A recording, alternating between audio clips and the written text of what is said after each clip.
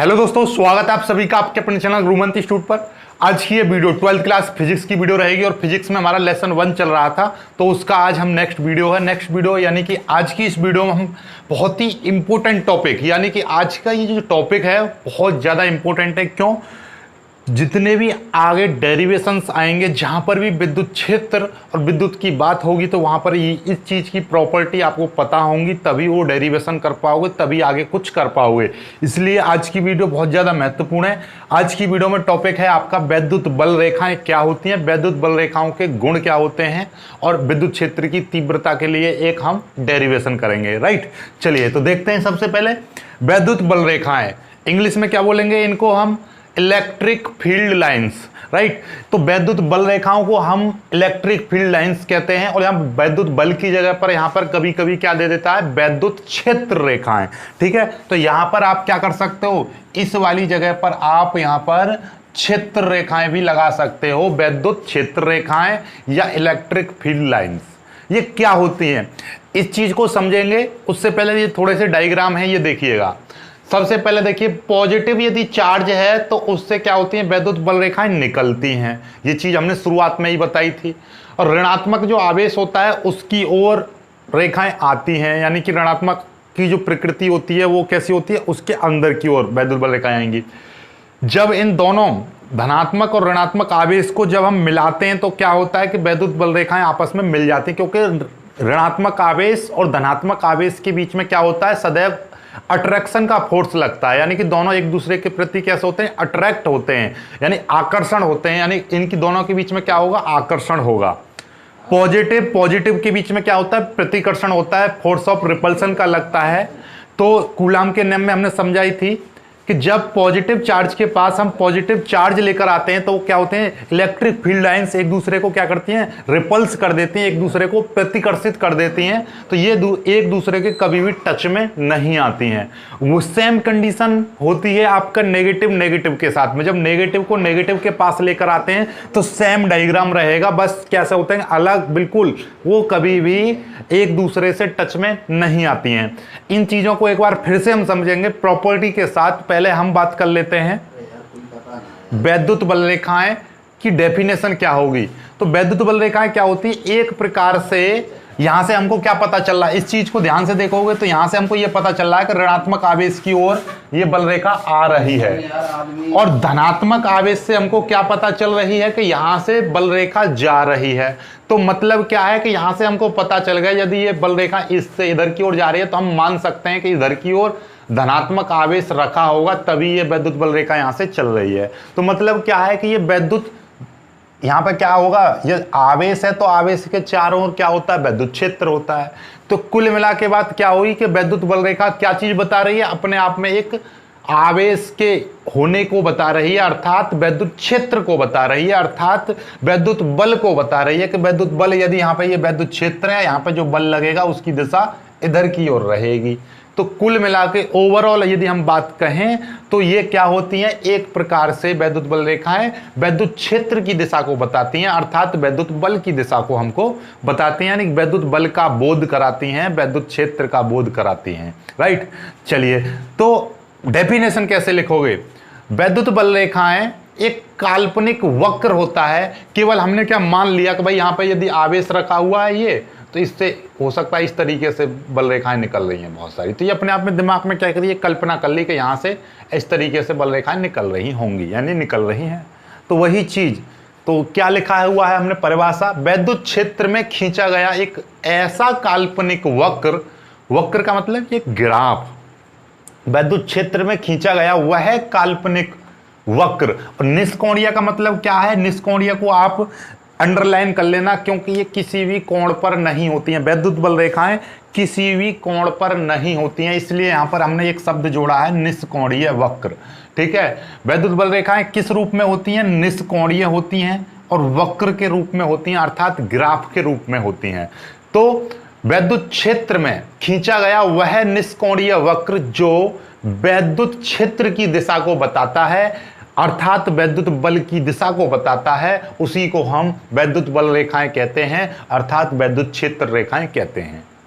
आपके दिमाग में आएगी सर हमको एक बार बता दो हमको लिखना क्या है, तो आप बस इतनी परिभाषा लिख देना। वैद्युत क्षेत्र में खींचा गया वह काल्पनिक निष्कोणीय वक्र जो वैद्युत क्षेत्र की दिशा या वैद्युत बल की दिशा को बताता है, वैद्युत बल रेखाएं कहलाता है। ठीक, अब आपसे कोई पूछ ले कि वैद्युत बल रेखाएं क्या है, तो आप क्या बताओगे? वैद्युत बल रेखाएं एक निष्कोणीय वक्र होता है, एक ग्राफ होता है जो वैद्युत क्षेत्र की दिशा को बतलाता है, वैद्युत क्षेत्र की दिशा को दिखाता है, बस इतना। ठीक, अब इसके गुण, ये जो गुण हैं यही सबसे ज्यादा इंपॉर्टेंट है। कौन से गुण? ये जो प्रॉपर्टीज हैं इसकी, ये जो प्रॉपर्टीज हैं यही सबसे ज्यादा इंपॉर्टेंट है। क्या है इसकी प्रॉपर्टीज, क्या है इसकी कैरेक्टरिस्टिक्स? किसकी? इलेक्ट्रिक फील्ड लाइंस के गुण हैं ये। क्या है सबसे पहला गुण? आपको अभी अभी हमने बता दिया था। क्या बताया था? कि ये यानी कि वैद्युत बल रेखाएं धनात्मक आवेश से, यानी कि धनात्मक आवेश से चलकर ऋणात्मक आवेश में समाप्त हो जाती हैं। ये देखिए डायग्राम, इसको देखिए, धनात्मक आवेश से चली और ऋणात्मक आवेश में क्या होगी? समाप्त हो गई। मतलब क्या है? वैद्युत बल रेखाएं सदैव धनात्मक आवेश से निकलती हैं और ऋणात्मक आवेश में प्रवेश करती हैं। ठीक, समझ में आ गई? यानी पॉजिटिव चार्ज से वैद्युत बल रेखाएं सदैव बाहर की ओर निकलेंगी, ऋणात्मक आवेश की ओर सदैव आएंगी, तो ऋणात्मक आवेश की ओर आती हुई प्रतीत होंगी और धनात्मक आवेश से जाती हुई प्रतीत होती हैं। अर्थात धनात्मक आवेश से चलकर ऋणात्मक आवेश में ये क्या हो जाती हैं? समाप्त हो जाती हैं। पहला गुण समझ में आ गया, वैद्युत बल रेखाएं धनात्मक आवेश से चलकर ऋणात्मक आवेश में समाप्त हो जाती हैं। दूसरा पॉइंट क्या है आपका? वैद्युत बल रेखा के किसी भी बिंदु पर कोई स्पर्श रेखा खींचें तो वो परिणामी वैद्युत क्षेत्र को बताएगी। मतलब क्या है? देखिए, विद्युत बल रेखा के किसी बिंदु पर, देखिए यहां ध्यान रखना, किसी भी बिंदु पर, वैद्युत बल रेखा के किसी भी बिंदु पर खींची गई स्पर्श रेखा, यानी कि यहां पर कोई ऐसे इस तरीके से वैद्युत बल रेखा है और यहां पर हमने क्या करी? एक इस तरीके से रेखा खींच दी, एक इस बिंदु पर रेखा खींच दी, ये ए बिंदु है, ये बी बिंदु है। तो मतलब क्या है? ये एक वैद्युत बल रेखा थी इस तरीके से, और इस वैद्युत बल रेखा पर हमने एक यहां पर एक स्पर्श रेखा खींच दी, तो ये यहां पर जो स्पर्श रेखा खींची है ये ई ए वेक्टर दिखाएगी, यानी कि ए बिंदु पर विद्युत क्षेत्र की दिशा बताएगी। यहां पर जो रेखा खींची है ये आपका बी बिंदु पर वैद्युत क्षेत्र की दिशा बताएगी। मतलब क्या है कि वैद्युत क्षेत्र रेखा अर्थात विद्युत बल रेखा के किसी भी बिंदु पर खींची गई स्पर्श रेखा, किसी भी बिंदु पर खींची गई स्पर्श रेखा उस बिंदु पर परिणामी विद्युत क्षेत्र की दिशा बताती है, यानी उसी बिंदु पर परिणामी विद्युत क्षेत्र की दिशा बताएगी। अर्थात ऐसा समझिएगा, मेरे पास में ये वाली परिभाषा तो मैं मिटा दे रहा हूं, यहां से आपको समझाने के लिए हम इस चीज का इस्तेमाल करेंगे। ठीक है, चलिए तो एक बार फिर से हम आपको बता दे रहे हैं। देखिएगा, हमारे पास इस वाले दूसरे बिंदु का एक पॉइंट ऐसा बना लेना, एक ये आपकी वैद्युत बल रेखा इस तरीके से, ठीक है, ये वैद्युत बल रेखा है। हमारे पास में एक यहां पर मैंने एक स्पर्श रेखा खींच दी इस तरीके से, तो यहां पर ए बिंदु मान लिया, तो इस बिंदु पर जो स्पर्श रेखा खींची है, तो ये वाली जो स्पर्श रेखा है यहां पर क्या बताएगी? विद्युत क्षेत्र की दिशा को बताएगी। इस वाले बिंदु पर विद्युत क्षेत्र की दिशा बताएगी। समझ में आ गई बात? यहां पर जो स्पर्श रेखा खींचेंगे तो वो यहीं पर परिणामी विद्युत क्षेत्र को बताएगी कि यहां पर परिणामी विद्युत क्षेत्र की दिशा किधर है? इधर की ओर। यदि यहां पर कोई हमने एक रेखा इस तरीके से खींच दी, तो ये यहां पर कोई मैंने बी बिंदु मान लिया, तो यहां पर ये क्या है? ये बी बिंदु की विद्युत क्षेत्र की दिशा बताएगी। मतलब समझ में आ गया? जिस बिंदु पर हम स्पर्श रेखा खींचेंगे उसी बिंदु पर क्या दिखाएगी? विद्युत क्षेत्र की दिशा दिखाएगी, यानी विद्युत क्षेत्र की दिशा बताएगी। दूसरा समझ में आ गया, यानी कि विद्युत बल रेखा के किसी भी बिंदु पर कोई स्पर्श रेखा खींच दें तो वह उस बिंदु पर विद्युत क्षेत्र की दिशा को बताती है। समझ में आ गई बात? चलिए, ये दूसरा पॉइंट क्लियर हो गया। ठीक, विद्युत बल रेखा किसी बिंदु पर खींची गई स्पर्श रेखा उस बिंदु पर विद्युत क्षेत्र की दिशा को बताती है। तीसरा पॉइंट देखिएगा, तीसरा पॉइंट क्या है? दो बल रेखाएं एक दूसरे को कभी नहीं काटती हैं, यानी कि दो इलेक्ट्रिक फील्ड लाइंस, यानी कि दो विद्युत बल रेखाएं एक दूसरे को कभी भी टच नहीं करती हैं, एक दूसरे को कभी भी क्रॉस नहीं करेंगी। क्रॉस करने का मतलब यह है कि एक दूसरे को कभी भी नहीं काटती हैं। क्यों नहीं काटती हैं इसका कारण देखिए। देखिए यहां पर क्या है, जब पॉजिटिव के पास हम नेगेटिव लेकर आते हैं तो क्या होती हैं, वैद्युत बल रेखाएं आपस में जुड़ जाती हैं, यानी कि जुड़ गई। और यदि पॉजिटिव पॉजिटिव को पास लेकर आएंगे तो वो दूर दूर भाग जाती हैं, कभी भी पास में आती नहीं है। यहां पर पास आई तो कट देशी ना, वो एक दूसरे से जुड़ गई, लेकिन यहां पर क्रॉस नहीं किया, जुड़ गई लेकिन एक दूसरे को काटा नहीं। और यहां पर जब पॉजिटिव पॉजिटिव को लेकर आए, या आप ऐसा समझ लीजिए नेगेटिव नेगेटिव को, यहां पर ऐसा समझ लीजिए ये नेगेटिव समझ लो, इसको नेगेटिव समझ लो, या इसको पॉजिटिव पॉजिटिव, नेगेटिव और पॉजिटिव दोनों की कंडीशन सेम है, तो एक दूसरे को ये रिपल्स कर दी, मतलब एक दूसरे को कभी पास में नहीं लेकर आई। ठीक है, तो ये कभी एक दूसरे को नहीं काटती हैं। ठीक, अब होता क्या है, इसका कभी कभी क्वेश्चन, वेरी इंपॉर्टेंट क्वेश्चन यहीं से बन जाता है, कंपटीशन में भी बन जाता है, और आपका ये तो आता ही रहता है कि दो वैद्युत बल रेखाएं एक दूसरे को कभी नहीं काटते हैं। क्यों, कारण सहित स्पष्ट कीजिए, या क्या कारण है कि दो बल रेखाएं एक दूसरे को कभी नहीं काटती हैं, उसका कारण समझो। देखिए होता क्या है, बेसिकली हमने ये बताया था कि यदि अभी अभी हमने एक चीज क्या बताई थी, यहां पर हमने बताया था कि ये कोई बल रेखा है और यहां पर हमने एक कोई स्पर्श रेखा खींच दी, तो ये क्या बताती है, इस बिंदु पर विद्युत क्षेत्र की दिशा को बताएगी। ठीक है, तो इस बिंदु पर क्या है, विद्युत क्षेत्र की दिशा बताई। तो यहां पर क्या है, देखिए अब मान लीजिए हमारे पास में ये 10 कूलाम प्लस का आवेश है, तो इससे विद्युत बल रेखाएं इस तरीके से निकल रही होंगी बाहर की ओर। समझना ध्यान से, ये पॉइंट बहुत ज्यादा इंपॉर्टेंट है। ठीक, और यदि मैं इसके पास में 8 कूलम आवेश ले आऊंगा तो क्या होगा, 8 कूलम आवेश जैसे ही लेकर आएंगे तो 8 कूलम आवेश की ओर इसकी ओर विद्युत बल रेखाएं आ रही होंगी। तो जैसे ही हम 8 और 10 को मिलाएंगे तो ये कंबाइंड होकर कितना आवेश बन जाएगा, प्लस का 2 बचेगा, प्लस का 2 बचेगा, तो मतलब इससे भी बल रेखाएं निकल रही होंगी, तो अभी भी नहीं काटेंगी। और एक और कारण समझो जरा, कारण, मेन कारण क्या है, मेन कारण देखिए इसका मेन कारण है कि जब देखो कारण लिखा, पहले इसको समझो, यदि दो बल रेखाएं एक दूसरे को काटती हैं तो कटान बिंदु पर 2 स्पर्श रेखाएं बनेंगी, अर्थात 2 परिणामी विद्युत क्षेत्र की दिशा बनेंगी, जो कि असंभव है। एक बिंदु पर यहां पर देखिएगा 2 विद्युत बल रेखाएं बन सकती हैं, नहीं। क्यों नहीं बन सकती, क्योंकि यहां बिंदु पर या तो धनात्मक होगा या ऋणात्मक होगा। क्यों, क्योंकि यदि यहां पर 10 कूलम धनात्मक रखा है, 8 कूलम ऋणात्मक रखा है, आप कहोगे सर दोनों को रख दो तो 2 बल रेखाएं बन जाएंगी, नहीं बनेंगी। क्यों, क्योंकि जब धनात्मक रखा 10, ऋणात्मक रखा 8, तो ये दोनों परिणामी कितना हो गया, 2 हो गया, प्लस का परिणामी आवेश इतना ही बचा। यदि मैं इस बिंदु पर बात करूं, इस बिंदु पर मतलब क्या है, यहां पर मैं पॉजिटिव रखा, मैंने कितना 100 कूलम मैंने पॉजिटिव रख दिया, तो ऐसा समझ लो पॉजिटिव से इस तरीके से दिशा जा रही है। और यहां पर मैंने क्या करा, इसी बिंदु पर मैंने क्या करा, यहां पर 120 ऋणात्मक रख दिया, तो इसकी ओर आ रही है, तो इसका मतलब क्या है, यहां पर परिणामी आवेश कितना बन जाएगा, -20 बन जाएगा। -20 का मतलब क्या है, इसमें एक ही स्पर्श रेखा खींचेगी जो इधर की ओर आ रही होगी।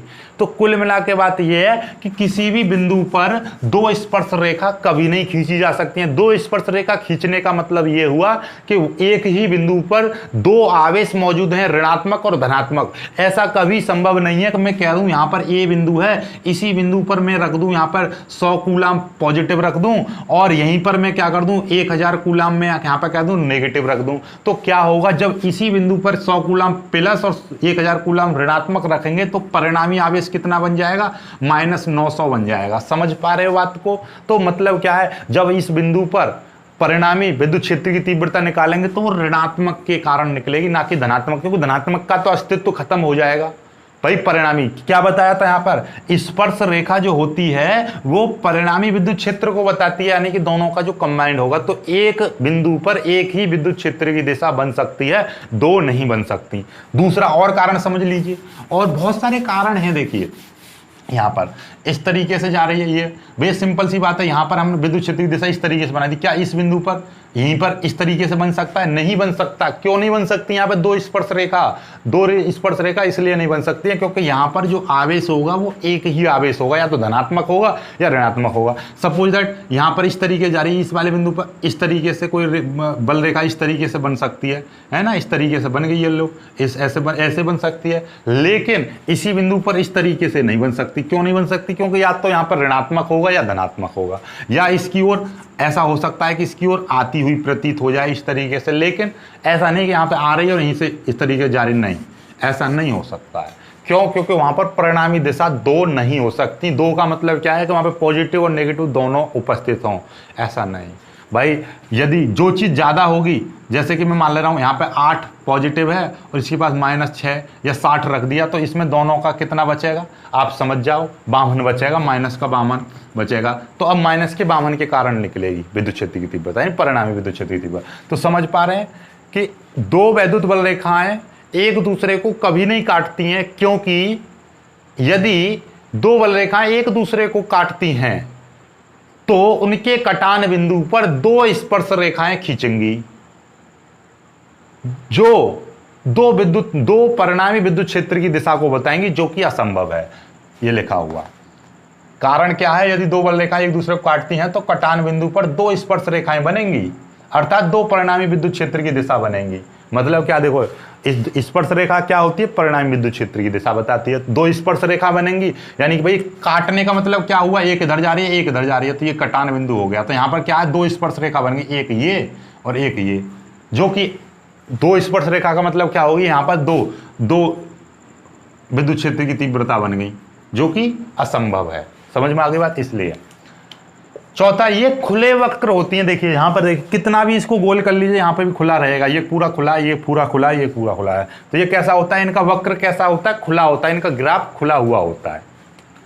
आगे पांचवा, वैद्युत बल रेखा जहां से चलती हैं और जहां पर मिलती हैं, इन दोनों स्थानों पर या दोनों जगह पर पृष्ठ के लंबवत होती हैं। देखिए जहां से ये चलेंगी, देखिए यदि ये बल रेखा यहां से चल रही है या यहां पे मिल रही है, तो यहां पर क्या होगी? पृष्ठ के लंबवत। देखो यहां पे बोलेगी इस तरीके से गोल जा रही है, लेकिन नहीं, गोल से पहले यदि यहां पृष्ठ की हम बात करेंगे तो यहां से ये लंबवत निकलेगी, पहले लंबवत निकलेगी। यदि ये इस पृष्ठ से निकलेगी तो ऐसे गोल नहीं होगी, पहले थोड़ा सा लंबवत चलेगी, फिर ये गोल होगी। यानी कि शुरुआत में लंबवत चलती है और जहां पर जाके मिलेगी, यानी इस पृष्ठ पर आके, किसी भी पृष्ठ पर आके मिले, इस तरीके से लंबवत। यहां पर देखो लंबवत मिली ना मिली, यानी जहां पर वैद्युत बल रेखा जिस पृष्ठ पर मिलेगी या जिस पृष्ठ से निकलेगी, वहां पर लंबवत होगी सदैव। तो आगे डेरिवेशनों में याद रखना, किसी भी पृष्ठ पर वैद्युत बल रेखा कैसे होगी? लंबवत निकालेंगे शुरुआत में, बाकी फिर बाद में कैसे, यानी कि यहां से वैद्युत बल रेखा निकली ऐसे, फिर ये अपना घूम के कैसे भी होगी, उससे मैटर नहीं करता। मैटर करता है कि जहां से निकल रही है वहां से लंबवत होगी। ठीक, चलिए आगे बढ़ते हैं। आगे अपना एक समान वैद्युत क्षेत्र में वैद्युत बल रेखा समांतर व समान दूरी पर होती है। यानी कि एक समान जो वैद्युत क्षेत्र होगा उसमें वैद्युत बल रेखा हम इस तरीके से बनाएंगे, बिल्कुल समांतर, सीधी की सीधी बना देंगे, समांतर और समान दूरी पर बनाएंगे। ठीक है, और इसको इस तरीके से लिख देंगे। ठीक है, तो ये क्या है? इनके बीच की दूरी भी समान होनी चाहिए और ये समांतर रेखा है। तो इसका मतलब क्या है? ये एक समान वैद्युत क्षेत्र है। ये क्या है? ये एक समान वैद्युत क्षेत्र है। मतलब हम अपने आप समझ जाएंगे कि जहां पर वैद्युत बल रेखा सीधी समांतर होंगी, जहां कहीं पर भी हम डेरिवेशन में लगाएंगे वैद्युत एक समान वैद्युत क्षेत्र में कोई वैद्युत द्विध्रुव रखा है, तो इस तरीके से हम रख देंगे ये। अब ये कहेंगे वैद्युत द्विध्रुव क्या होता है, तो नए वाले बच्चे अभी समझेंगे धीरे करके। अभी अगला वाले जो टॉपिक है वैद्युत द्विध्रुव ही आएगा। आई होप कि ये वाली चीज़ आपको समझ में आ गई होगी बहुत अच्छे से। ठीक है, डायग्राम आपको डिजिटली भी दिखाई दिए होंगे। ठीक है, और 2-3 डायग्राम और हैं, ये देख लीजिए, आप काम खत्म कीजिए। ठीक है, समझ में आ गई बात? इन डायग्रामों को देख लीजिएगा। अब इसको मैं मिटा दे रहा हूँ, इसका स्क्रीनशॉट सभी ने ले लिया होगा और बहुत अच्छे से ये समझ में भी आ गया होगा। अगले टॉपिक की तरफ चलते, वैद्युत क्षेत्र की तीव्रता निकालेंगे, फिर वैद्युत द्विध्रुव पढ़ेंगे और फिर आगे डेरिवेशन आने वाले हैं अब। ठीक है, बस थोड़ी सी थ्योरी और रह गई है, थ्योरी को कंप्लीट करके फिर डेरिवेशन चलेंगे। ठीक है, तो एक छोटा सा डेरिवेशन है, उसको भी करते हैं।